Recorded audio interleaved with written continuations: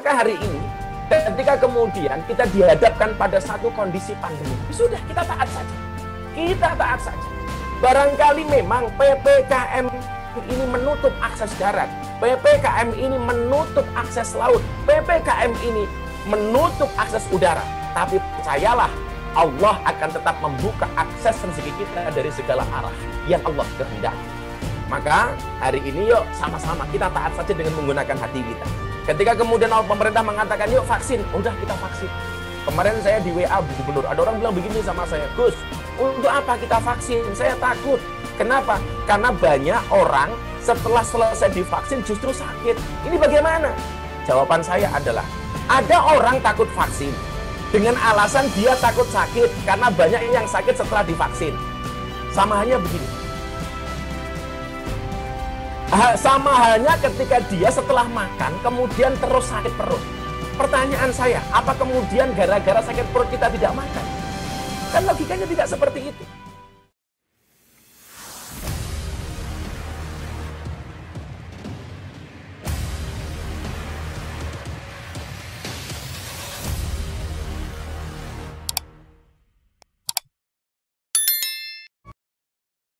Dengan jawaban ini, saya diminta untuk menjelaskan secara rasional, secara logika, maupun dengan menggunakan kacamata agama. Nah, kita sebagai santri tentunya dengan menggunakan kacamata agama. Yang pengen saya sampaikan apa? Belajar dari kasusnya Nabi Ibrahim dan Ismail. Kejutkanlah Allah dengan amalmu, maka Allah akan mengejutkanmu dengan keakbarannya.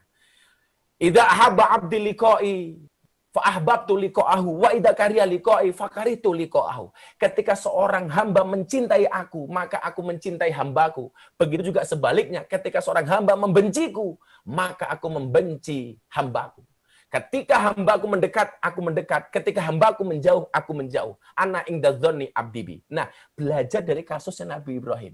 Beliau menerima perintahnya Allah dengan menggunakan hati. Nabi Ibrahim mengejutkan Allah dengan ketaatannya. Maka Allah mengejutkan Ibrahim dengan leher Ismail yang diganti dengan seekor domba. Ketika Nabi Musa alaihissalam diperintahkan untuk berperang melawan bapak angkatnya Fir'aun, dia tidak menggunakan logikanya, tapi menggunakan hatinya. Dan saat itu Allah dikejutkan dengan keberanian Musa. Dan pada akhirnya Allah mengejutkan Musa dengan lautan yang terbelah.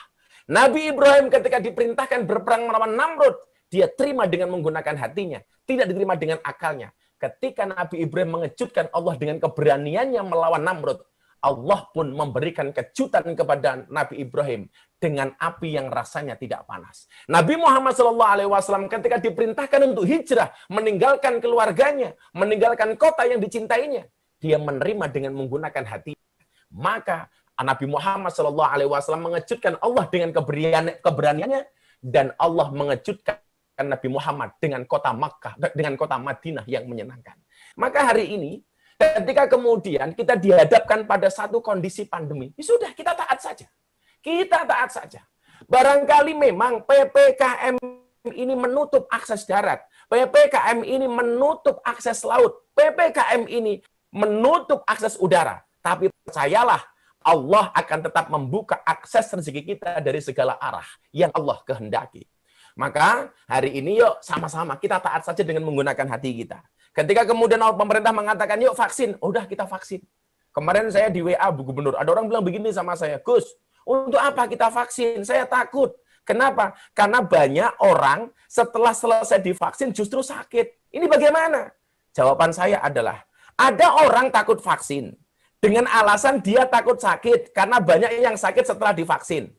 Sama halnya begini. Sama halnya ketika dia setelah makan, kemudian terus sakit perut. Pertanyaan saya, apa kemudian gara-gara sakit perut kita tidak makan?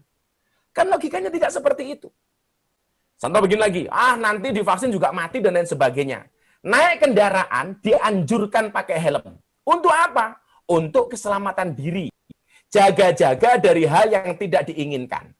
Terus, apa kalau pakai helm kemudian bisa terjamin dari kecelakaan? Tentu jawabannya tidak, tergantung kepada takdir. Tapi paling tidak, kita sudah ikhtiar dan tawakal. Bukankah Tuhan senang jika hambanya berusaha? Demikian juga dengan vaksin.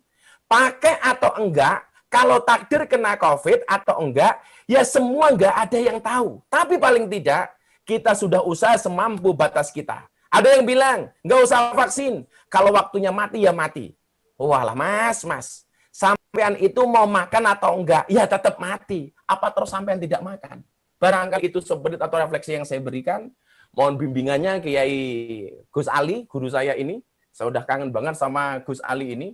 Saya ingat betul jadwal terakhir saya di tempatnya Gus Ali itu ketika akhirus sanah. Abah Ali langsung dawuh kepada saya dan langsung tertabrak dengan COVID-19. Mudah-mudahan Mbah Ali sehat, Kiai Anwar Mansur dijaga kesehatannya oleh Allah, dipanjangkan umurnya dalam kemanfaatan, dan mudah-mudahan senantiasa membimbing kita.